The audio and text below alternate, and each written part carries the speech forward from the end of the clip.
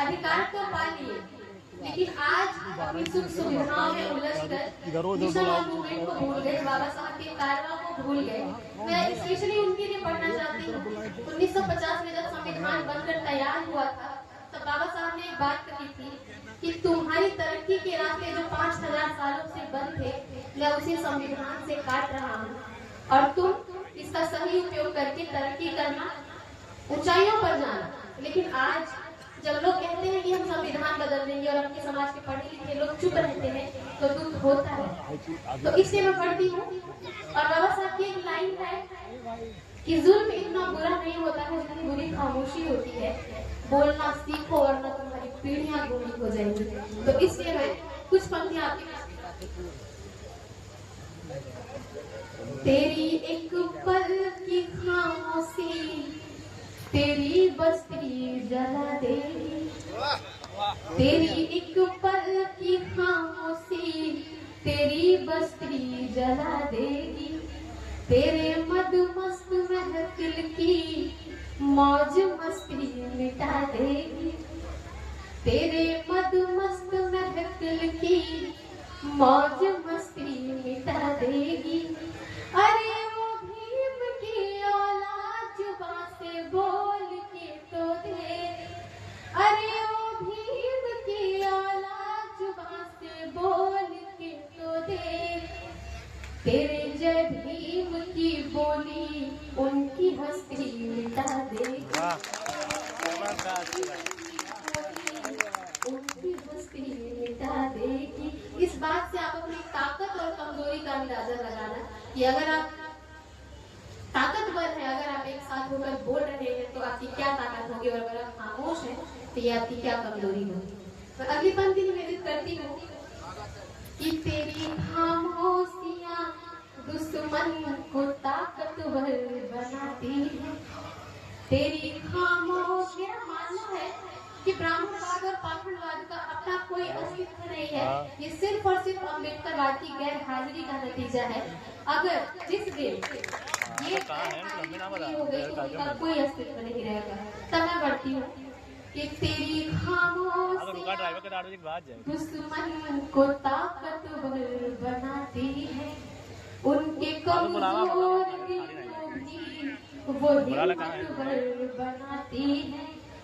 कसम से कह रही हूँ तू अगर अंगड़ाई अड़ ले, कसम से कह रही हूँ तू अगर अंगड़ाई अड़ ले, तेरी थोड़ी सी करवट ही उनकी कश्ती डुबो देगी,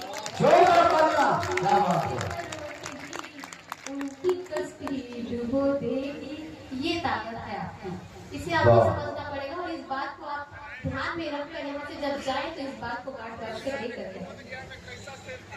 और मैं पढ़ती हूँ कि आसानी से नहीं तूने तेरा अधिकार पाया, आसानी से नहीं तूने तेरा अधिकार पाया, इसे पाने में बाबा भीम ने जीवन लगाया, इसे पाने में बाबा भीम ने जीवन लगाया।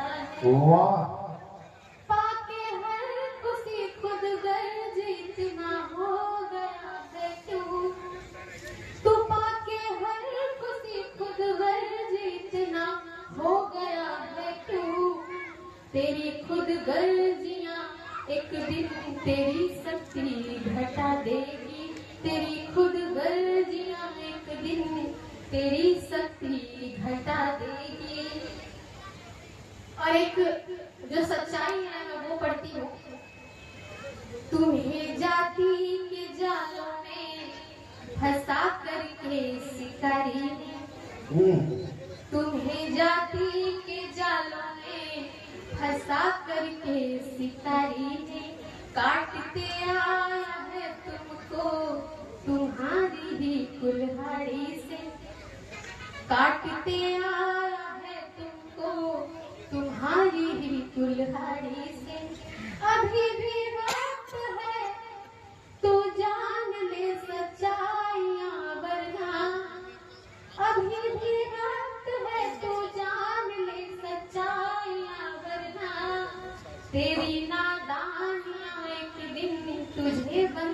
बना देगी, तेरी नादानियां बेशक तुझे बंदी बना देगी। बेशक।